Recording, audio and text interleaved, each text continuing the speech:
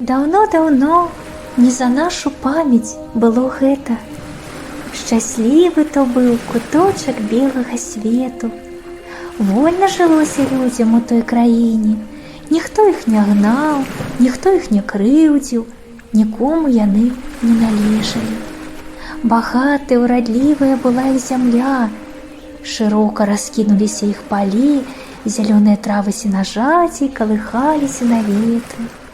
Ціха і весела смяяліся кветкі, пазіраючы сваімі пахучымі галоўкамі ў раку, якая паіла ўвесь той кут і ўсіх тых, хто жыў і рос там, і давала яму жыццё. Усё жыло каля ракі. Гэтую раку людзі называлі жывою вадою. Прайшоўшы нямала дарог, Христос прытаміўся, прысеў, а поўдні спякотнай парой засмаг, моцна піць захацеў. Калодзеж вядомы здаўна, жанчына прыйшла са збаном. Напомніла посуд яна, хацела вяртацца дамоў. Христос папрасіў: «Дай мне піць». Здзівіў, супыніў на хаду, каб смагу яе спаталіць, каб даць ёй жывую ваду. Кажа яму жанчына: «Ведаю, што прыйдзе Месія, якога называюць Христос. Калі ён прыйдзе, то абвесціць нам усё». Кажа ёй Ісус: «Гэта я, што размаўляю з табою». У гэты час прыйшлі вучні яго і здзівіліся, што ён размаўляе з жанчынаю, але ні адзін не сказаў: «Што табе трэба, ці пра што ты размаўляеш з ёю?» Пакінула тады жанчына сваю пасудзіну для вады і пайшла ў горад, і кажа людзям: «Ідзіце і пабачце чалавека, які сказаў мне пра ўсё, што я зрабіла. Ці не Христос ён?» Яны выйшлі з горада і пайшлі да яго.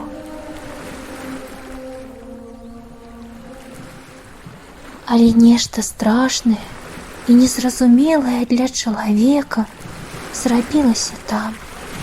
Нейкая цёмная сіла пазайздросціла шчасце людзей, і ў тым месцы, адкуль выцякала жывая вада, зямля стала успучвацца, борста, як грыб, вырастала гара, а жывая вада пачала павольна мялець і хутка зусім згінула дзесьці ў зямлі. Ён прыйшоў да хворых і бяздольных, боль суцешыць, смагу спаталіць, ад грахоў пазбавіць нас і вольным скарб найбольшы вечнасць падарыць. Ці ж адразу людзі пазнавалі, хто прад імі чыны творыць цуд? Азірнуцца толькі паспявалі, ён знікаў, як голуб на ляту, не шукаў часовай штучнай славы.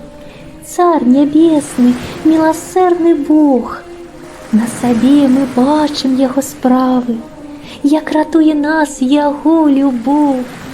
Да крыніцы жываноснай ходзім, каб вады гаючае набраць, і палёгку для душы знаходзім, і прымаем ласку, благадаць.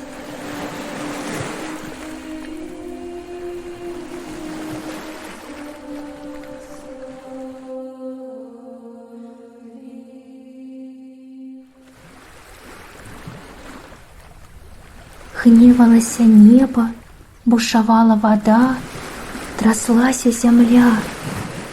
Ліліся рэчкі на кожнай разоры і зліваліся з жывою вадою. Прайшоў страшны момант, і стала спакойна.